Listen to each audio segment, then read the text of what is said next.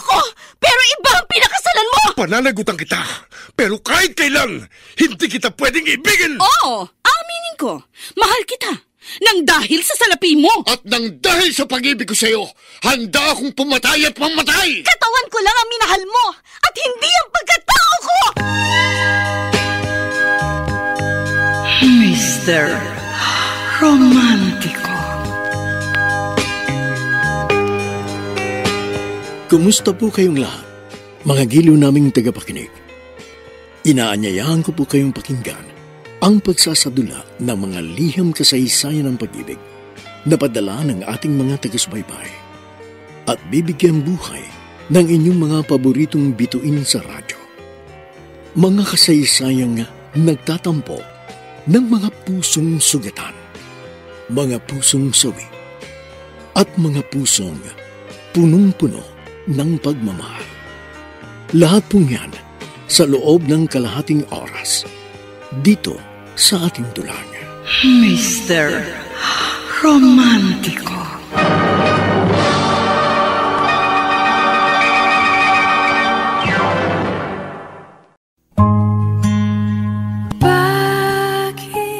Bakit may mga alaalang iniingatan at ito ay mahirap iwaglit sa isipan?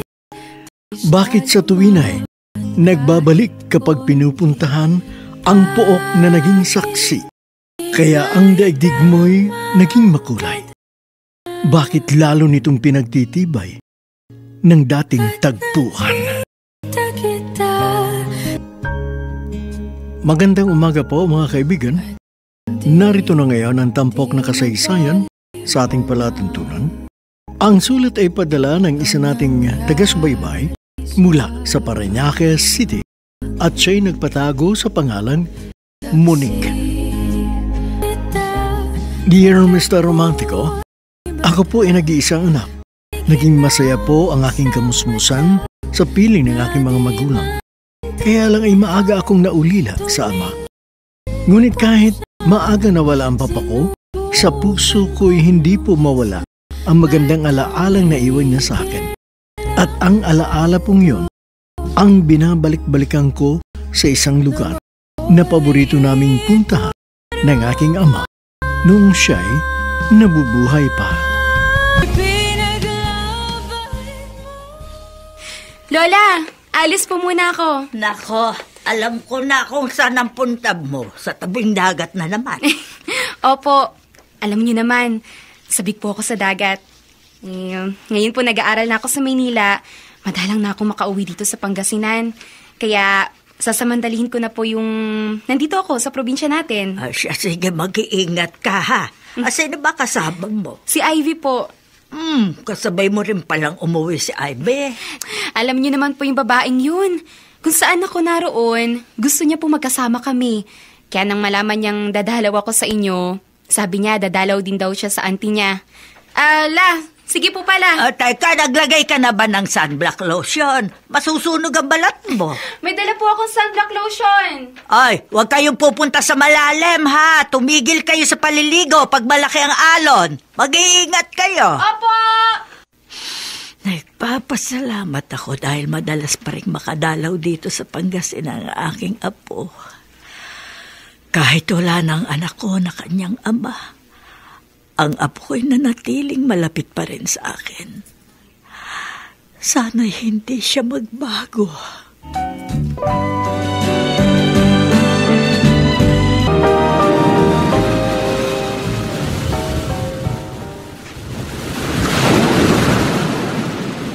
Ivy, ang ganda ng dagat, no? Ito yung lagi kong namimiss nang tumira na kami ni Mama sa Maynila. Pareho tayo, Monique. Kung hindi lang nalipat ng destino sa Maynila ang daddy ko, hindi ko rin gugustuhin umalis dito sa Pangasinan. Pasalamat na lang tayo. Kasi may mga kamag-anak pa rin tayo na babalikan dito. Ako, narito si Lola Loy ko. Ikaw naman, andito pa rin ang auntie natin mo. Sa bagay. Halika, maligo na tayo. Ay, teka, naglagay ka naman ng sunblock lotion? Ay, oo nga pala. Hindi pa. O, halika, dumapa ka dito sa nilatag kong tuwalya. Lalagyan ko ng sunblock lotion yung likod mo. Sige. Uy, Sino yung lalaking yun na nasa kubol? Ha? Ayun? Ay, hindi ko rin kilala yan. Pagdating ko dito sa applyan, narito na yan eh. Mukhang sa kanya yung coaching yun na nakapark sa bandaron. Mukha siyang malungkot. Bakit kaya? Ay, naku, wag mo na nga siya pansinin. Halika na, dumapa ka na dito. At nang malagyan ko na ng sunblock lotion yung likod mo. Tapos, maligo na tayo habang maliit pang mga alon.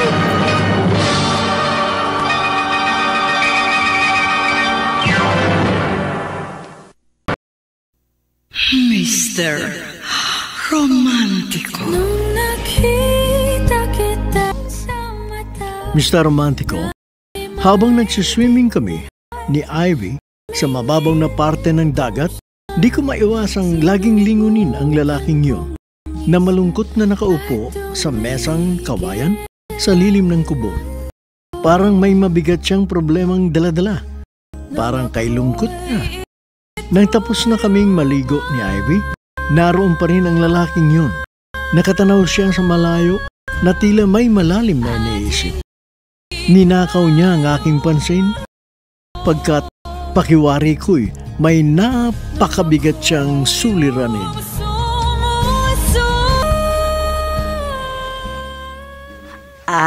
Nakita mo pala sa apply ang binatang yon, ha, Monique? Bakit po, Lola? Kilala niyo ba yung lalaking yun? Hindi.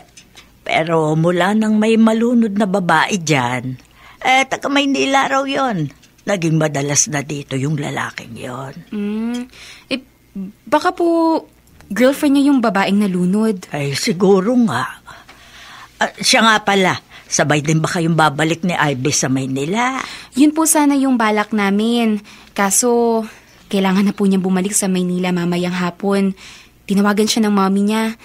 Ewan, parang may maliit na problema po yata. Ikaw, hanggang kailan ka rito? Buong sem break po. Nandito po ako. Ay, salamat naman at magkakasama tayo ng matagal-tagal. Alam mo, natutuwa ako at kahit wala na ang papa mo, malapit ka pa rin sa akin. Siyempre naman po. Lola ko po kayo eh. Nanay kayo ni Papa. Yung ibang apo, kapag tumira na sa malayo, nagiging malamig na rin sa mga lolo't lola nila.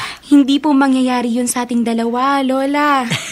Kasi unang-una po, kamukhang-kamukha ninyo si Papa. Tapos, magkasing bait din po kayo. Kaya nga po pag may time, lagi po akong umuwi dito. Pag nakikita ko po kasi kayo, naalala ko po yung Papa ko.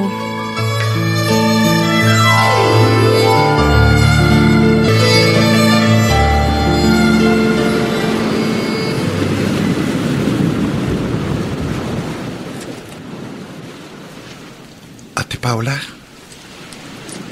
magdadalawang taon na mula nang malunod ko sa beach na ito. Pero hanggang ngayon, hindi pa rin ako makamove on.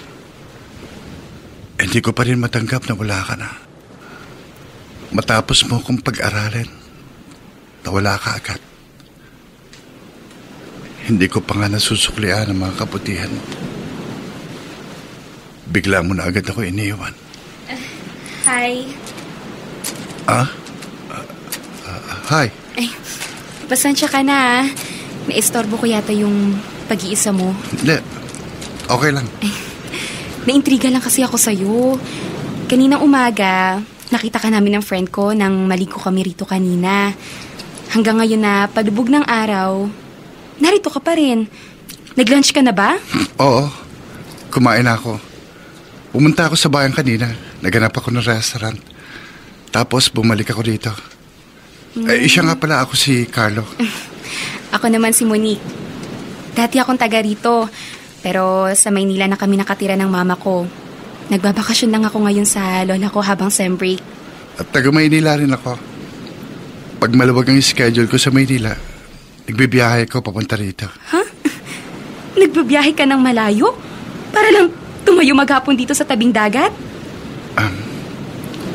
May binabalikan ako rito. Pareho pala tayo eh. May binabalikan din ako dito sa beach na to. Nung maliit pa ako, dito ako dinadala ng papa ko. Kinakarga niya ako sa balikat niya. Tapos dinadala niya ako doon sa medyo malalim. Ang saya-saya ko noon. Pero wala na ngayon yung papa ko. Namatay siya sa isang car accident. Kaya dito ko binabalikan yung masayang memory namin. Kakaingit ka. Masayang pangyayari sa buhay mong alaala ng beach na ito sa'yo. Ako? Malungkot ang alaalang binabalikan ko rito. Nalunod dito ang isang mahal ko sa buhay. Girlfriend mo? Hindi. Ate ko. Ay, condolence. Kahit late na. Salamat. Siya nga pala. Mamaya ng konti, magsatravel na ako pabalik ng Manila. Magtatagal ka ba dito? 2 weeks. Buong sem break narito ako. Sa darating na Sabado. Sana magkita uli tayo. Darating uli ako rito. Sige. Narito pa ako noon. Magkita tayo. Nakita kita sa panalangin ko.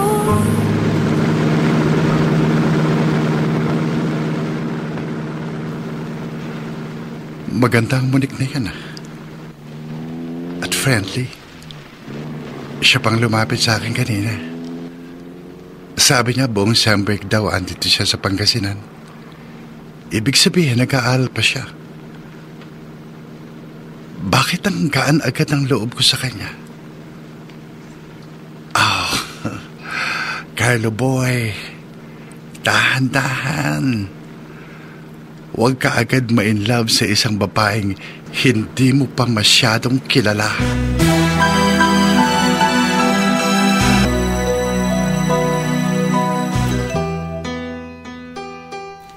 Kaya pala bigla kang nawala ulit kanina kasi bumalik ka sa tabing dagat. Opo, Lola. Naintriga kasi ako dun sa kinuwento niyong dahilan kung bakit pabalik-balik sa tabing dagat. Yung lalaki nakita namin ni Ivy. At nakipagkilala ka dun sa lalaki? Opo. Masama po ba? Wala namang masama sa ginawa mo. Pero karaniwan, lalaki ang gumagawa ng unang hakbang para makipagkilala sa isang estranghero.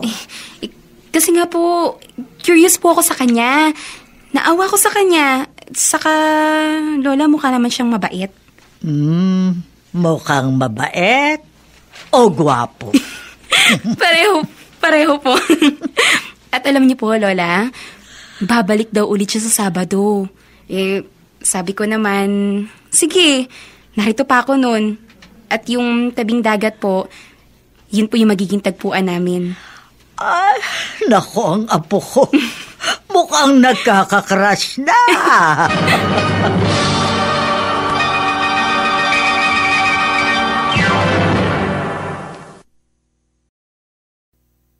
Mr.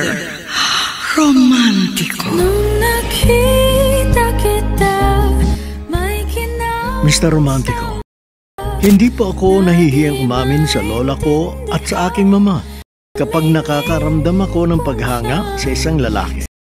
Crush ko lang naman po yun. Sabi nga ng mama ko, normal lamang yun kahit kaninong tao. Nang makilala ko po si Carlo, hindi ko inisip na ang simpleng crush ay lalalim papunta sa isang mas seryosong relasyon. At nakita kita na di maintindihan. Insan, totoo ba yung sinasabi mo? Baka pinapaandaran mo lang ako, Totoo nga, Kuya Roland. Isang magandang koed ang nakilala ko sa Pangasinan nang pumunta ako roon nung Sabado. Ang alam ko, torpe ka eh. Paano kayo nagkakilala? Naglalakad-lakad lang siya sa buhanginan. Tapos, napatingin ako sa kanya. Ayun na, nilapitan na ako. Nagay sa akin. Taga roon siya? Sa Maynila raw siya nakatira. Padalaw-dalaw lang daw siya sa kanyang lola. Pero buong sem break daw, naroon siya. Kaya magkikita uli kami. Saan kayo ulit magkikita? Doon uli sa tabing dagat. Sa lugar kung saan nalunod si Ate Paula. Mahal na mahal ka talaga ni Pinsang Paula. Alam mo kung bakit nasabi kong mahal na mahal ka ng namatay mong kapatid? Bakit? Kung saan siya namatay, mukhang doon naman niya ibibigay sa yung babaeng magiging kapalaran mo.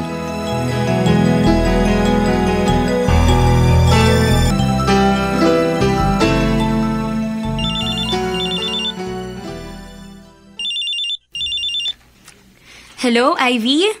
Hello, Monique. Hindi na ako makakabalik dyan sa Pangasinan hanggang matapos ang sem break natin. Ha? Bakit? Nung tawagan ako ni Mommy, nung nandyan ako, nabaril pala si Daddy. Ha? Pero the please lang naman, okay na siya ngayon. Ano, kumusta ka na dyan? Sis, may magandang nangyari. Ano mo nangyari? Nakilala ko yung lalaking nakita natin sa tabing dagat. Carlo pala yung pangalan. At alam mo, nakakaawa siya. Kaya pala siya balik ng balik dun sa tabing dagat kasi nalunod dun yung ate niya. Monique ha, mukhang kinikilig ka sa lalaking yan. Mag-iingat ka. Anong ibig mong sabihin? Baka ma-inlove ka kagad sa kanya. Uy, mahirap yan. Kung makikipag-boyfriend ka, dapat kilalang kilala mo. Ikaw talaga? Para kang si Lola. Hindi naman ako tanga, no?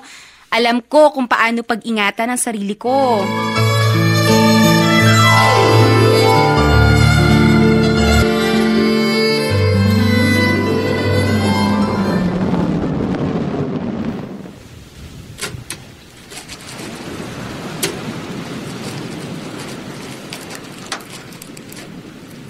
Ate Paula, heto na naman ako.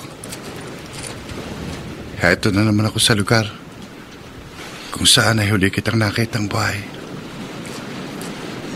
Hinalikan mo pa ako sa pisngi bago ka tumakbo papuntang dagat. Mahusay ka naman lumangoy. Pero biglang-bigla, lumaki alot. Nawala ka na lang at nataranta na kaming lahat. Malapit nang gumabi nang matagpuan ka ng mga ngisdang tumulong sa amin. Patay ka na. Mula noon, pabalik-balik na ako rito. Alam mo ate, nung nakaraang linggo, may nakilala akong babae rito. Magaan ang loob ko sa babaeng yon. Sabi niya, dito raw kami magkita uli. Darating kaya siya? Carlo! Ate, ayun siya. Dumating nga siya rito sa aming tagpuan. Sa mata